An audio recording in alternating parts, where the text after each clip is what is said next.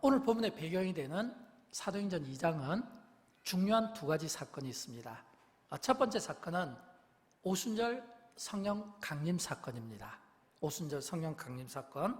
그리고 두 번째는 성령 받은 베드로와 그 사도들이 메시지를 전하는 사건입니다.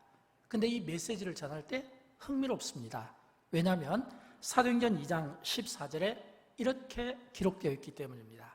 베드로가 11사도와 함께 서서, 베드로가 11사도와 함께 서서 소리를 높여 이르되, 이렇게 되어 있거든요.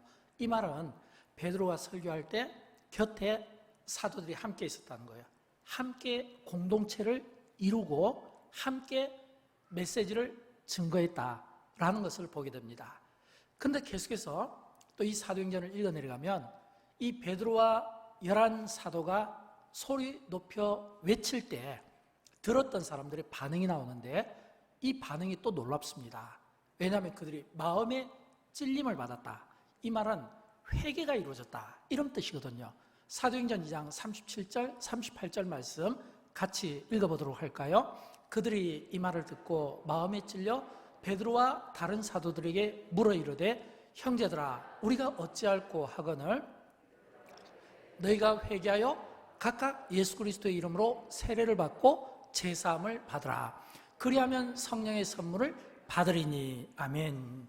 여러분, 이 말씀은 지금 베드로와 사도들이 함께 서서 외칠 때 찔림을 받았다는 거거든요. 이 말은 말씀이 그들 속에 심어졌다는 겁니다. 찔림을 받았다는 게. 그래서 그들이 우리가 어찌할꼬, 이거는 애통해 하는 회개의 모습이거든요. 그리고 그 회개할 때 본문에 보면 그들이 죄사함과 함께 성령을 선물로 받게 되더라, 이렇게 되어 있습니다. 그리고 우리가 읽었던 이 본문은 우리가 잘 아는 말씀이죠. 왜냐하면 사도행전 2장에 나오는 이 말씀은 참 가장 이 건강한 교회의 모습이고 모델이고, 또 건강한 교회를 꿈꾸는 교회와 성도라면 늘 이 말씀을 놓고 점검받는 시간이 있기 때문입니다. 근데 이 참 건강한 교회의 모습, 그래서 저는 오늘 본문을 이렇게 제목을 한번 잡아봤어요.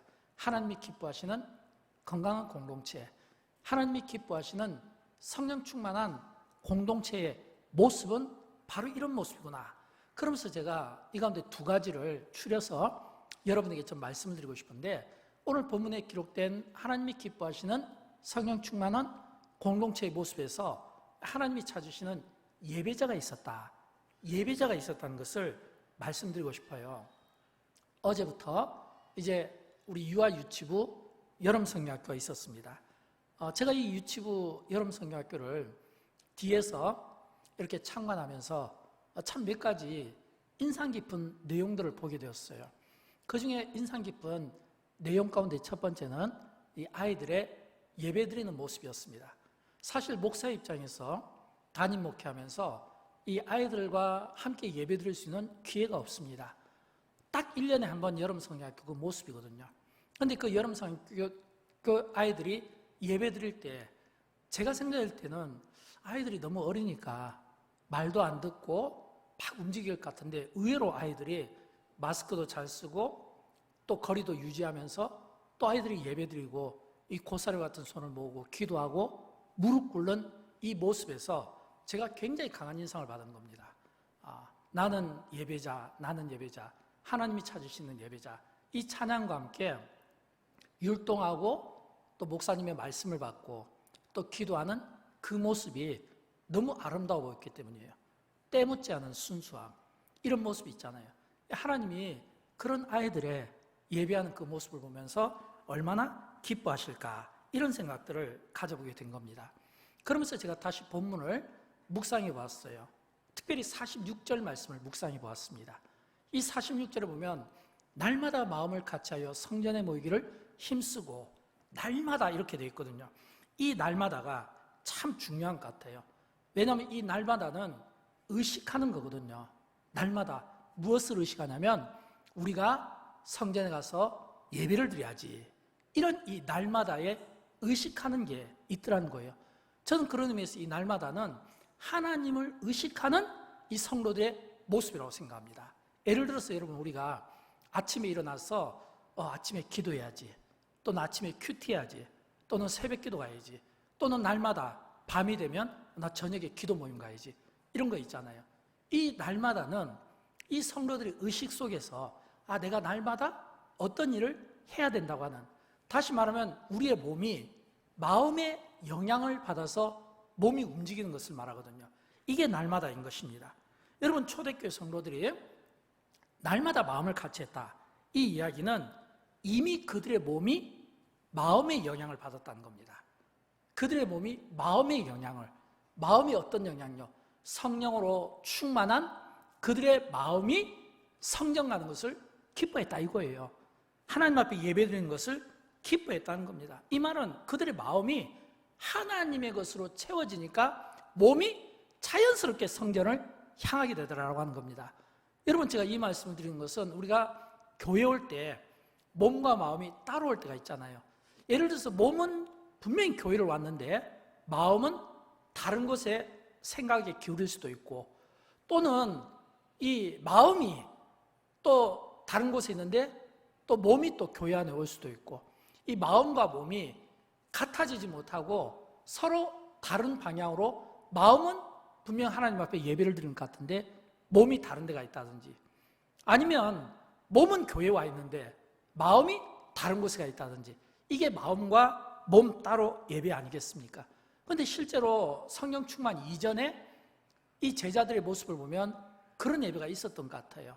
왜냐하면 예수님께서 제자들을 훈련시킬 때 책망한 적이 많거든요. 왜 너희들의 믿음이 이 정도밖에 못 되니? 너희가 믿음이 있으면 이 산을 명하여 저 산까지도 옮길 수가 있는데 너희들 믿음 어린아이에게서 좀 배워야 되겠다, 이런 표현들을 쓴 걸 보면 그들의 그 믿음 생활에 예수님께서 보실 때는 뭔가 좀 부족해 보이는 그런 모습들이 있지 않았겠는가라고 하는 것입니다. 그들이 성령 받기 이전에는 몸과 마음이 따로 갔었는데 오늘 본문에서 성령으로 충만해진 이 제자들의 이 모습 속에서, 이 1세기 초대교회 성도들의 모습 속에서 몸과 마음이 같이 움직이고 있다라고 하는 겁니다.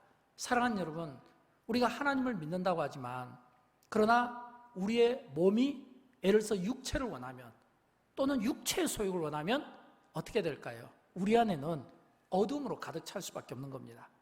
또는 어떤 염려 같은 이런 생각이 우리의 마음을 지배하기 때문에 우리가 그 속에서 구속을 받을 수가 있는 겁니다. 우리가 완전한 자유함을 받으려면 우리 안에 성령으로 충만해지고, 충만된 이 성령의 이 마음이 우리의 몸에게 전달되어서 초대교회 성도들이 날마다 성전에 모이기를 힘썼다. 이 말은 그들이 날마다 몸과 마음이 하나가 되어서 하나님 앞에 예배드리기를 기뻐했다라고 하는 겁니다. 그럴 때 비로소 그들은 예배다운 예배의 모습이 아니었겠는가. 하나님이 기뻐 받으시는 성령 충만한 이런 성도들의 모습 속에서 그런 예배의 모습을 보셨다라고 하는 겁니다. 우리가 조금 전에 불렀던 찬송가 23장에 보면 웨슬레가 작사한 노래인데, 그 웨슬레이 그 작사한 노래 가운데 보면 1절에 이런 가사가 나오잖아요. 만입이 내게 있으면 그 입 따가지고 내 구주 주신 은총을 늘 찬송하겠네. 만입이 내게 있으면, 이 말은 내가 입이 만 개라도 그 만 개의 입을 벌려서 내 구주 주님을 찬송하겠네 라고 하는 이 웨슬레의 이 고백처럼 오늘 우리에게 이런 예배자의 마음이 있는가 라고 하는 겁니다. 사랑하는 여러분, 저는 할 수만 있으면 저와 여러분 우리의 예배가 하나님이 기뻐 받으시는 예배가 되었으면 좋겠습니다. 저와 여러분의 예배가 하나님께 칭찬받는 예배가 되었으면 좋겠습니다. 그러려면 무엇보다 내 안에 하나님이 보실 때 진짜 예배자의 마음이 있는가, 우리가 스스로 우리 자신의 이런 예배의 영적인 상태를 점검해 볼 필요가 있지 않을까요?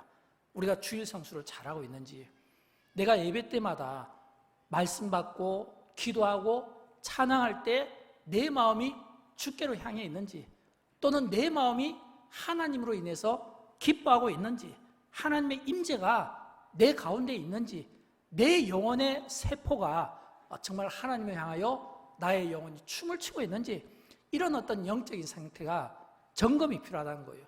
또 반대로 만약 그런 분이 없기를 바라지만 나의 예배 생활이 좀 무기력하다, 또는 나의 예배 생활이 좀 뭔가 다운된 느낌이다, 또는 나의 예배 생활이 좀 문제가 있어 보인다 라고 하면 저는 지금부터라도 우리의 예배 생활에 좀 더 바른 조율이 있었으면 좋겠어요.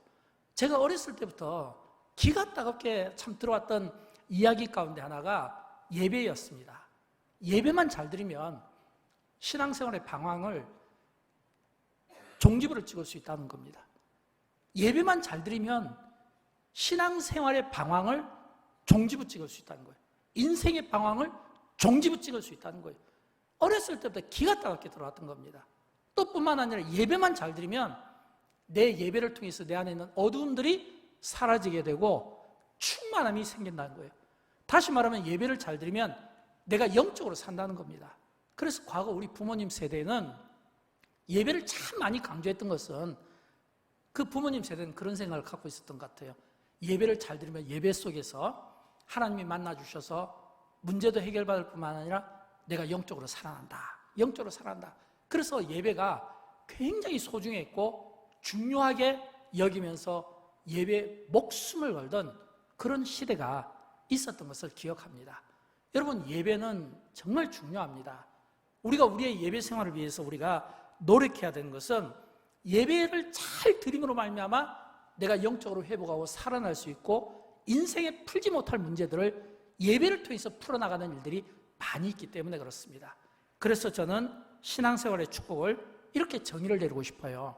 성령에 사로잡혀서 성령이 이끄시는 대로 움직이는 신앙 공동체가 곧 건강한 공동체이다. 성령에 사로잡혀서 성령이 이끄는 대로 움직이는 공동체가 진정한 신앙 공동체, 교회 공동체라는 겁니다. 저는 이런 성령님의 인도하심에 따라 저와 여러분 영광교회가 정말 건강한 신앙 공동체로 주님이 보실 때 인정하실 만한 그런 모습을 보여줄 수 있기를 주님의 이름으로 축원드립니다. 두 번째는 이 사랑의 교제와 나눔, 그리고 진정한 봉사가 있었음을 보게 됩니다. 오늘 본문을 읽다 보면 이 성령 충만한 성도들의 모습에서 놀라운 점을 발견하게 됩니다. 그것은 오늘 본문 44절과 45절 말씀이거든요.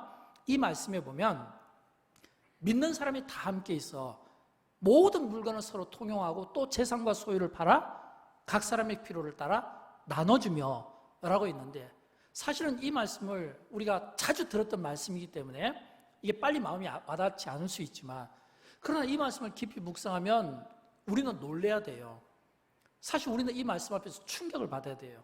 왜냐하면 내 것을 가지고, 내 소유를 가지고 어려운 사람들의 필요를 따라서 채워줄 수 있다는 것은 말은 쉽지만 그건 진짜 어려운 거예요. 예를 들어서 어떤 공적인 자금을 가지고 어려운 사람을 위해서 돕는 것은 할 수 있습니다. 예를 들어서 교회의 재산을 가지고 어려운 사람들을 돕는 것은 당회와 어떤 결의를 통해서 그건 할 수 있는 거예요.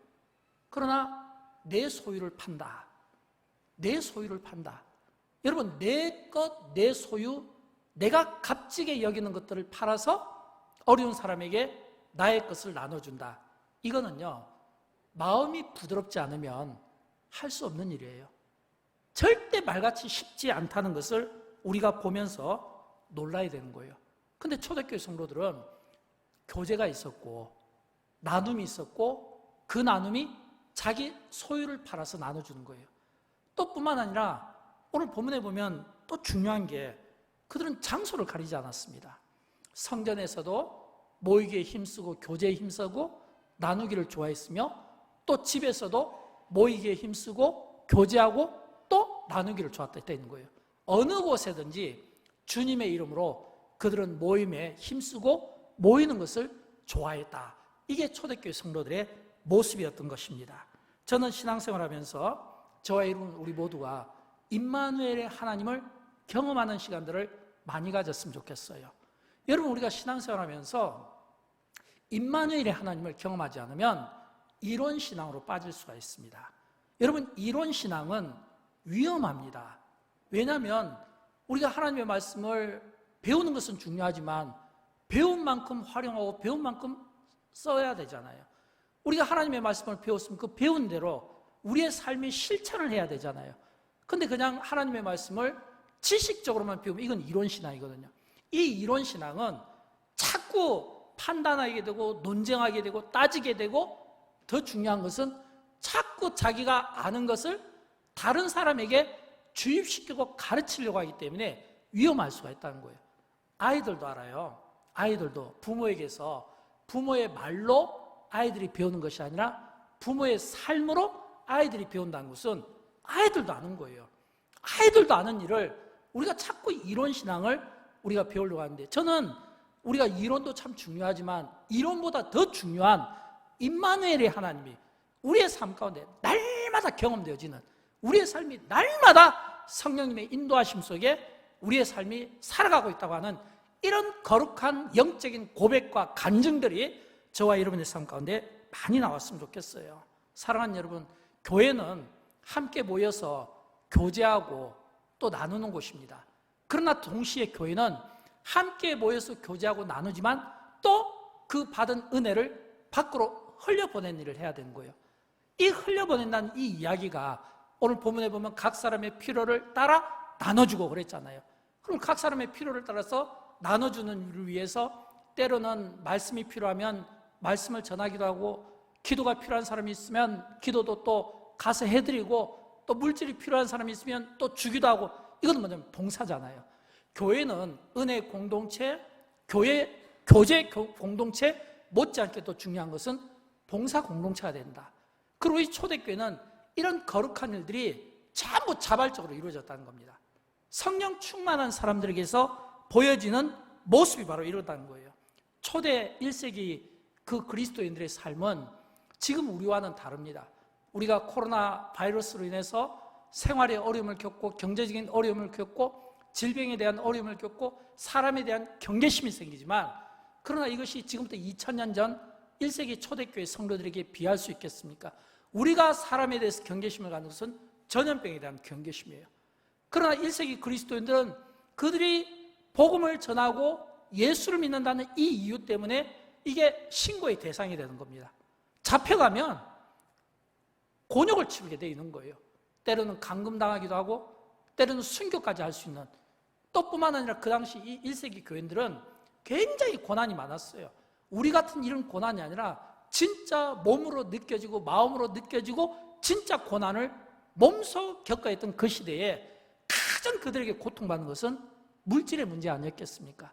아무래도 사회로부터, 집안으로부터 따돌림받고 외로움을 당하면 제일 필요한 것은 물질의 문제였거든요. 근데 이 초대교회 성도들이 그 어려운 사람들을 도울 때, 구제할 때 자기 것을 아끼지 않았다, 또 자기 것을 팔았다. 이거는요, 진짜 성령 충만한 부드러운 마음을 갖지 않으면 할 수 없는 일 아니겠습니까?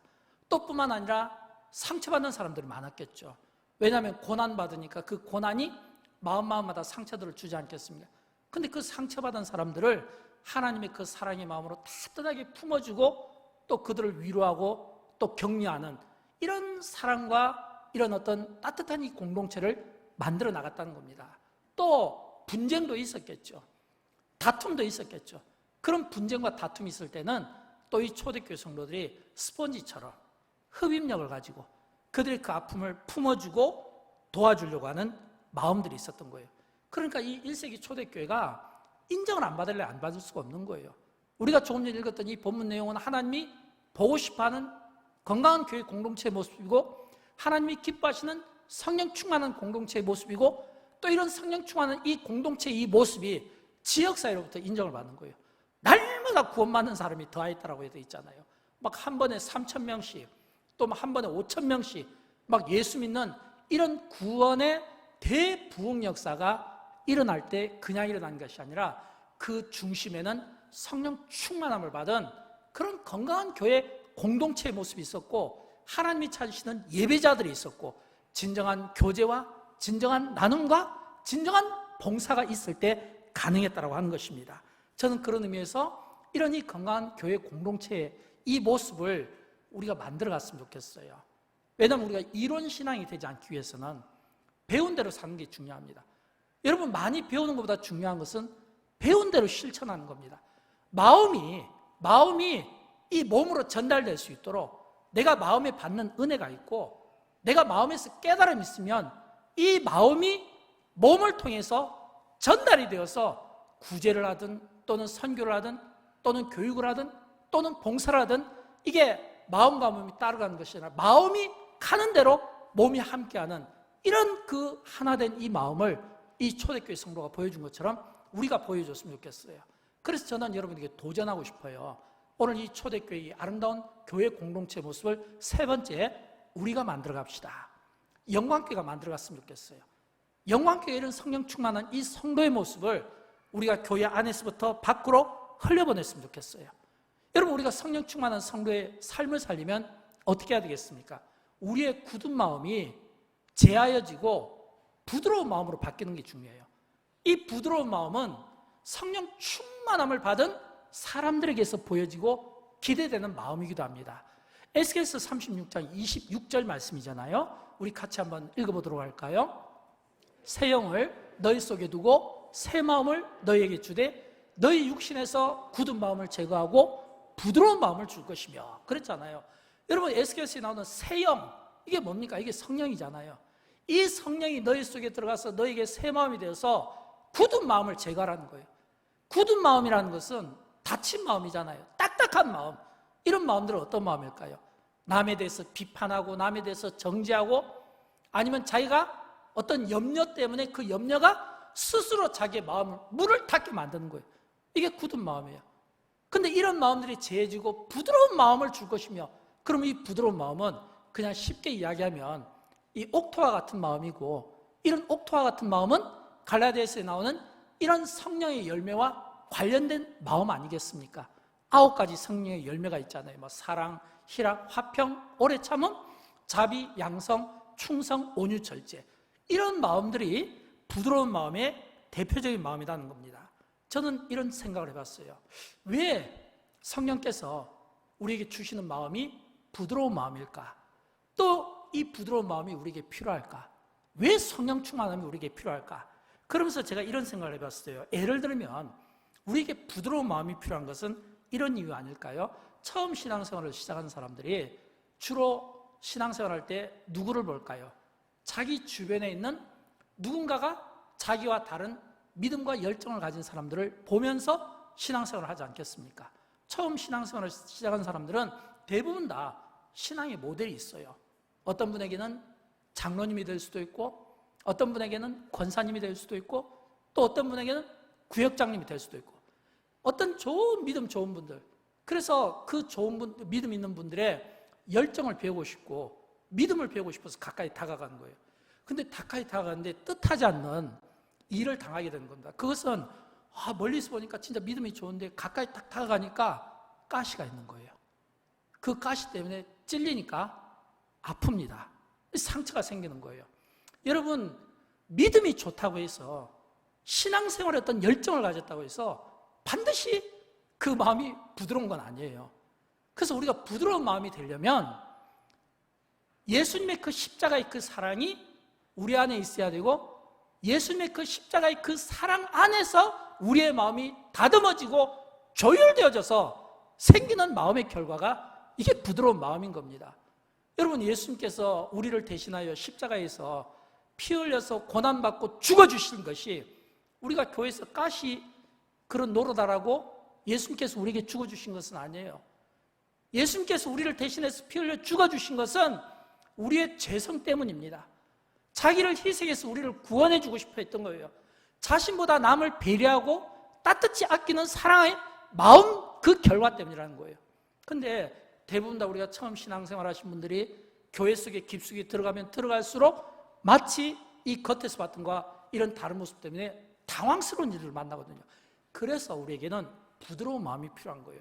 나에게 누군가가 가시로 나를 찌를 때 아파하기보다는 그걸 포용하고 받아낼 수 있는 마음, 이런 마음들이 있잖아요. 또 내가 또 가시가 돼서 내가 누군가를 찌르려고 할 때 내 안에 있는 이 부드러운 마음이, 이 성령 충만한 이 마음이 상대에 대해서 그런 마음을 갖지 못하도록 성령님이 우리를 통제하시고 단속하시는 마음이 있잖아요. 저는 그런 의미에서 우리가 부드러운 마음, 그리고 성령으로 우리가 충만한 이 마음들을 가져야 되는 것은 건강한 교회의 공동체를 위해서 이게 필요하다는 거예요. 저는 여러분에게 소원합니다. 우리가 예수를 열심히 믿는 것은 중요합니다. 그리고 우리의 믿음을 자랑하는 것은 더더욱 중요해요. 그러나 우리가 아무리 열심히 믿고 믿음을 자랑해도 그 속에 십자가의 그 사랑이 없으면, 십자가의 사랑과 관련 없는 열정은 위험할 수 있다는 겁니다. 이걸 여러분에게 말씀을 드리고 싶어요. 제가 지난주 저희 교회 여름 성경학교를 준비하는 한 교사분인 저에게 영상 하나를 보내왔어요. 그 영상의 그 제목이, 이게 이제 여름 성경학교를 준비하는 교회 학교에 관련된 영상이에요. 전제를 합니다. 어른들이 아니라 교회 학교. 그 영상에 나오는 주인공들은 전부 청소년들하고 청년들이었어요. 뭐 유치부나 주일학교 또는 어른이 대상은 아닌데, 근데 그들이 교회를 떠나는 진짜 이유, 뭐 이런 주제를 가지고 영상이 나와 있어서 관심을 갖고 보게 되었어요. 두 가지 주제더라고요. 첫 번째 주제는 참 우리 한국에서 꽤 영향력을 가진 교단에서 이 교회학교 통계를 소개한 겁니다. 근데 교회학교 통계를 소개하는데 코로나 이전에 이미 그 모 교단에서는 주일학교 학생들이 50%가 빠져나갔다는 거예요. 코로나 이전에. 그리고 우리 중고등부 학생들은 70%가 교회를 빠져나갔다는 거예요.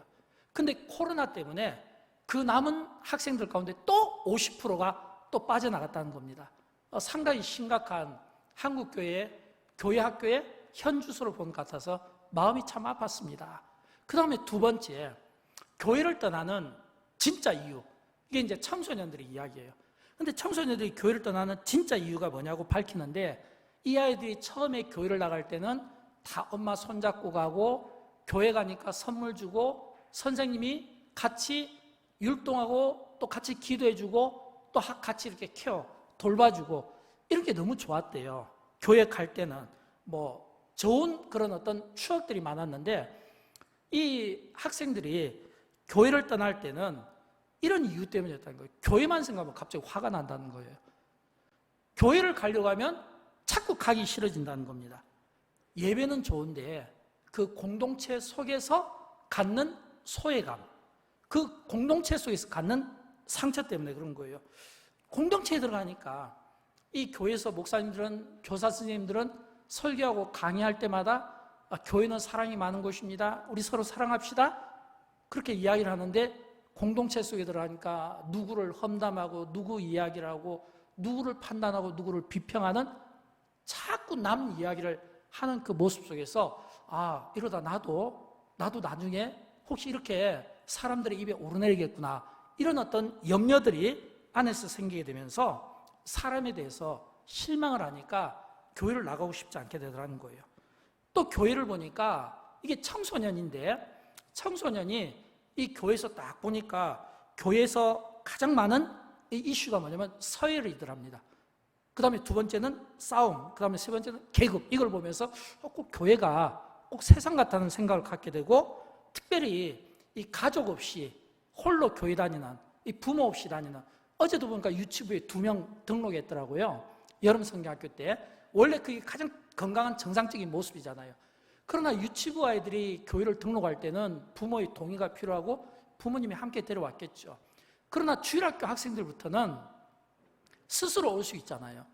부모님은 교회 다니지 않는데 아이 혼자 주일학교나 또는 중고등부나 또는 청년에 올 수 있는데, 이렇게 혼자 부모 없이 교회를 다닐 때는 참 많이 외롭다고 합니다. 옆에서 누가 챙겨주는 사람이 없으면 외로움이 커질 수밖에 없대요. 뭐 성탄절이라든지 교회 중요한 어떤 수련회나 행사 때는 그 외로움이 더 많이 느껴진다고 이야기한 거예요. 또 이번에는 믿음이 좋은 부모를 둔 자녀들은 그 비교의식 때문에 괴롭답니다. 아버지가 장로님이시잖아, 엄마가 권사님이시잖아, 부모님이 구역장이잖아. 이 장로님, 권사님, 구역장 이 이야기 때문에 자꾸 비교를 당하니까 너무 괴롭다는 거예요. 교회에서 일을 너무 많이 하면 신앙이 좋아 보이고, 또 교회에서 일을 안 하면 신앙이 없는 것처럼 보이고, 교회에서 잠깐 쉬면 버림받는 느낌, 이런 느낌들 때문에 나가고 싶지가 않다는 거예요. 그래서 학생들이 이렇게 이야기를 하더라고요. 내가 교회를 떠나는 것이 아니라 교회가 나를 떠나고 있다. 내가 교회를 떠나는 것이 아니라 교회가 나를 떠나고 있다. 나는 교회를 가기 싫은 거지 하나님이 싫은 것은 아니다. 이런 이야기예요. 교회는 가기 싫은데 하나님이 싫은 것은 아니다. 이 말은 요즘 우리가 흔히 이야기하는 가난 성도들을 이야기하잖아요.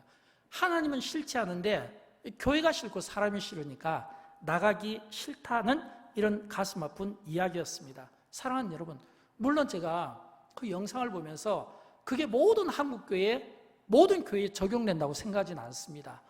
왜냐하면 그 영상을 보면 그 편집자의 의도가 좀 교회 학교 아이들에게 좀 신경을 써주십사 하는 그런 좀 강력한 의도가 있다 보니까 사실은 좀 받아들이기 어려운 부분도 전혀 없는 것은 아니에요. 더 중요한 것은 오늘 우리 시대에 어려운 교회도 많지만 건강한 교회도 많거든요. 그러니까 다 적용되는 것은 아니지만, 그러나 제가 이 이야기를 여러분에게 소개한 것은 이제 여름 사역을 준비하면서 무엇보다도 참 이 여름 수련회 기간 동안 우리가 기도도 많이 준비하고 물품도 준비하고 여러 자료들도 준비하는데 그 이전에 참 이 사랑의 공동체를 만들어 나갔으면 좋겠다. 형제 사랑을 교회 안에서 실천하고 보여주는 이런 모습들을 우리가 좀 보여주면 좋겠다는 거예요. 저는 영광교회를 담임하며 이번 이 2021년 이 여름 사역을 준비하면서 두 가지를 제가 그 영상을 보고 설교를 준비하면서 제안에 들었습니다. 첫째는 감사합니다. 저는 너무 감사해요. 제가 감사한 것은 영광교회는 교육기관이 너무 환경이 어렵습니다. 장마 때만 되면 비도 새고요, 교회 들어오는 주차시설도 적고요, 어제도 보니까 이 주차시설 때문에 계속해서 이 전화가 와요. 막 이렇게 학부형들이 왔다가 나갔다 왔다 나갔다 바빠요. 이거 교회 주차장에 차 10대 되면 될 데가 없잖아요. 정말 주차시설도 안 좋고 환경도 안 좋고 시설도 안 좋고 노후된 부분도 많고. 근데 제가 참 감사한 것은 그런 열악한 환경인데도 불구하고 교회 학교가 증가 추세지 감소된 게 없다는 겁니다. 어제도 보니까 유치부 이 학생들 교사들에서 60명이 넘었거든요. 이건 주일학교도 마찬가지예요. 중고등부도 마찬가지예요. 청년회도 마찬가지예요. 이런 협소한 가운데서도 그렇게 아이들이 떨어지지 않고 증가한다는 것은 맡은 참 교육자들에게 감사하고 또 함께 섬기는 교사분들에게도 정말 감사하고 또 무엇보다 그 열악한 환경에서도 그 아이들이 불평하지 않고 나올 때는 은혜가 있든지 재밌든지 공감하든지 뭔가 마음에 와닿는 부분이 있어서 나오니까 너무너무 감사해요. 저는 감사하다는 이야기를 드리고 싶어요. 그러면서 두 번째, 저는 또 제가 깨달은 것은 참 이번 이 여름 수련회를 통해서 영광교회가 어머니의 품과 같은 그런 참 교회가 됐으면 그런 교회를 만들어 갔으면 좋겠어요. 칼빈이 이런 이야기를 했거든요. 종교교육자 칼빈이 교회는 어머니의 품과 같다. 교회는 어머니의 품과 같다. 어머니의 품과 같은 이런 교회를 우리가 만들 수만 있다면, 그렇게 세워만 갈 수 있다면 얼마나 감사할까. 제가 어제 유치부 아이들을 한 명 한 명 이렇게 안수기도를 해줬습니다. 해마다 하는 일이지만 보통의 경우는 안수기도를 할 때 아이들이 제 앞으로 나와요. 제가 앉아있으면 한 명씩 나오는데 어제는 부장님이 저한테 물어보더라고요. 아이들이 많고 사람들이 많아서 이 아이들이 한 명씩 나가야 될까요? 아니면 목사님이 움직이는 게 낫겠습니까? 근데 이제 그 아이들이 이렇게 움직인다는 게 뭐 코로나 또 바이러스도 있고 해서 혹시 불편할까봐 제가 움직이기로 했어요. 제가 한 명 한 명 아이들을 안수기도를 해주면서 움직이는데 이 보니까 2살짜리, 3살짜리 이런 아이들이 당연히 방치되면 문제가 될 거 아니에요. 막 돌아다닐 건데. 근데 교사들이 다 그 아이들을 안고 있더라고요. 전부 교사들이 하나씩 안아가지고 목사가 그 아이들을 안수기도 할 수 있도록 편하게 만들어주더라고요. 제가 거기에서 깨달은 게 있어요. 교회는 이런 어머니의 품이 필요하다. 어머니의 품이. 여러분, 우리가 언제 가장 편안함을 느낍니까?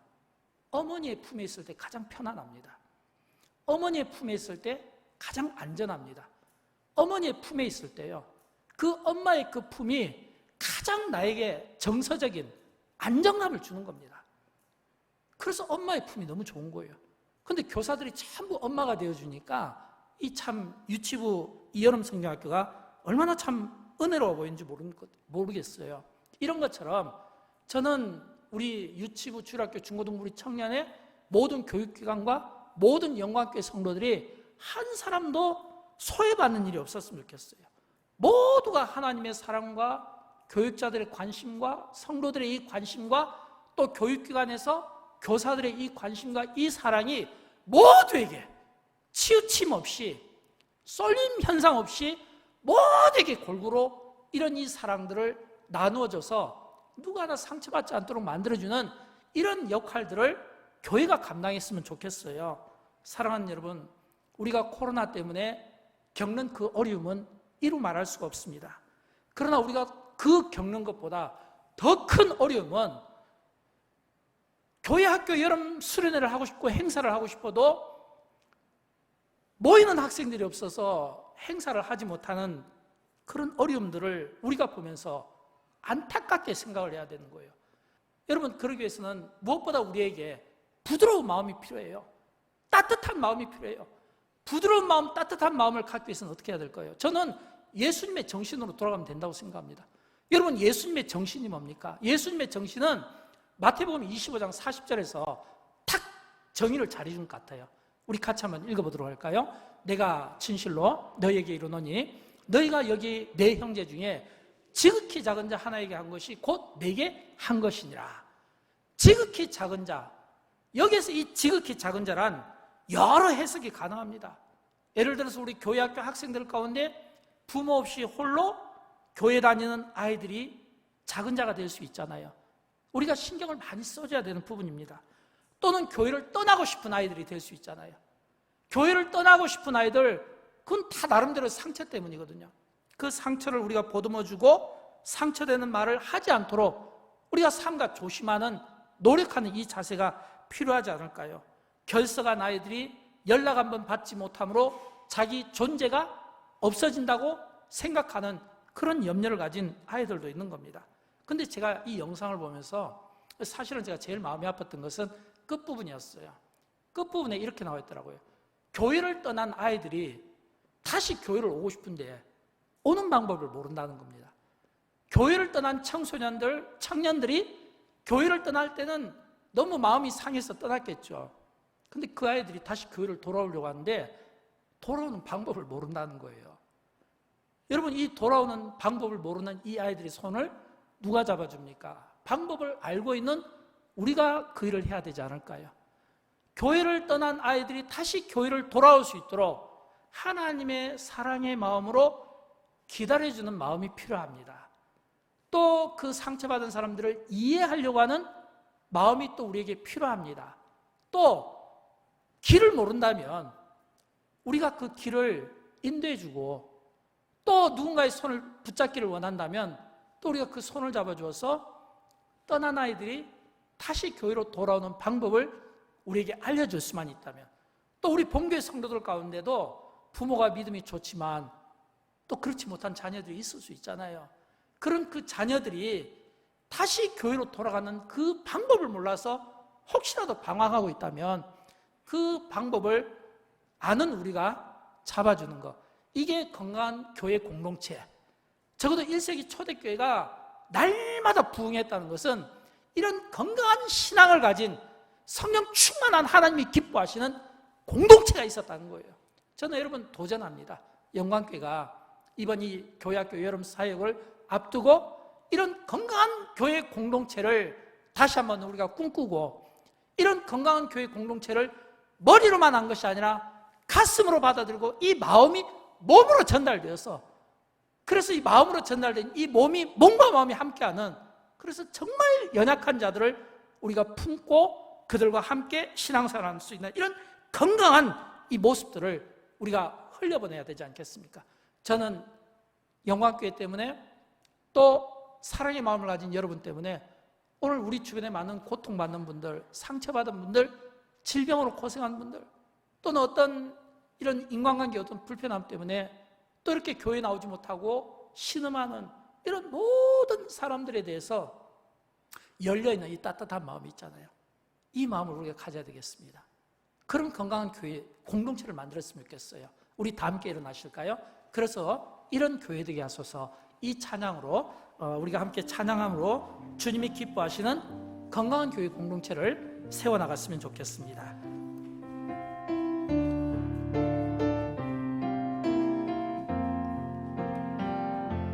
진정한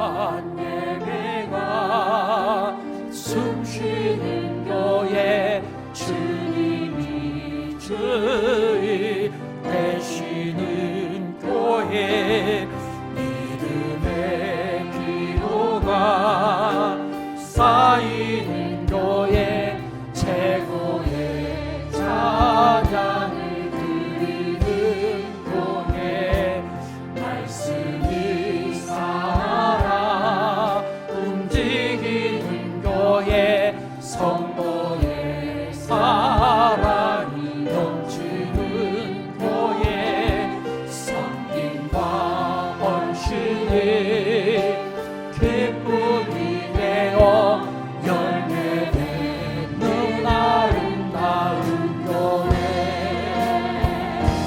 주님의 마음 닮아서 이웃을 사랑하는 교회 주님의 영광을 위해서 이 대신 주님 전하는 교회 사랑의 불꽃이 활짝 피어나 날마다